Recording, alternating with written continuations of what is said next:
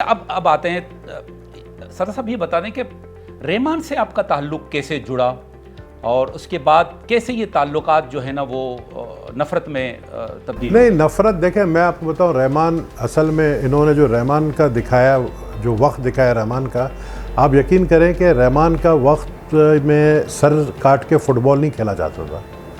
ये मैं ज़रूर आपको बताऊं। रहमान से 2008 के इलेक्शन में मेरी मुलाकात हुई थी उससे पहली दफ़ा 2000, क्योंकि रहमान शुरू से पीपल्स पार्टी का सपोर्टर था। लेकिन जब मैं इलेक्ट हुआ एमएनए बनने के बाद, तो मैंने रहमान को कहा कि भाई पुलिस के साथ अब तुम्हारी जिम्मेदारी है कि लियारी में क्राइम नहीं हो और लियारी में गोली नहीं चले। और यही हुआ। रहमान ने अपने पूरे लियारी में जहाँ जहाँ उसका असर रसूख था, वहाँ पर कहीं भी गोली चलता था तो रहमान ख़ुद उस बंदे को बुलाकर पुलिस के हवाले करता था। ये चीज़ वो हकीकत है। मैं आपको बताऊं, मेरी कोई दुश्मनी जो थी वो रहमान के बाद, रहमान के मारे जाने के बाद जो गैंग वॉर, असल गैंग वॉर पैदा उस वक्त हुआ, तो मेरी दुश्मनी उस वक्त शुरू हुई।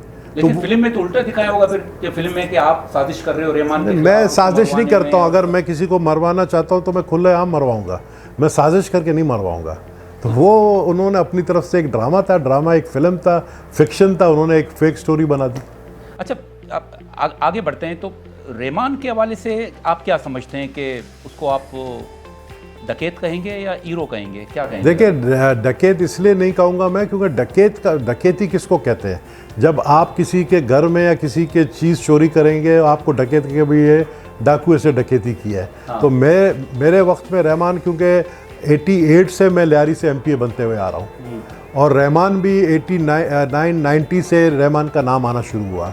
तो डकैत मैं इसलिए नहीं कहूँगा क्योंकि उसको मैंने डकैती मारते हुए नहीं देखा। बाकी उसकी दुश्मनी थी अरशद पप्पू से, वो मैंने देखा है। उसकी जो एक्टिविटीज़ में इस तरीके से कि जो पर्सनल दुश्मनियाँ उसकी थी, वो लड़े, एक दूसरे को मारा है, उसके भी लोग मरे, अगले के भी लोग मरे, तो गैंग वॉर तो था ना। लेकिन फिल्म में तो उसको बड़ा चढ़ाकर दिखाया गया है कि वो बलूचिस्तान में जाकर वो असला ला रहा है और नेटो के, और वो भी मतलब एक एजेंसी को फराम कर रहा है। ये मतलब ये इस ताल्लुक को जोड़ने की क्या दूसरी बात मैं आपको बड़ा इंपॉर्टेंट बताऊं कि देखें, अगर रहमान सप्लाई करता एजेंसियों को, पाकिस्तान की एजेंसी को असला, तो फिर रहमान, चौधरी असलम को हिम्मत नहीं होती रहमान को मारने की।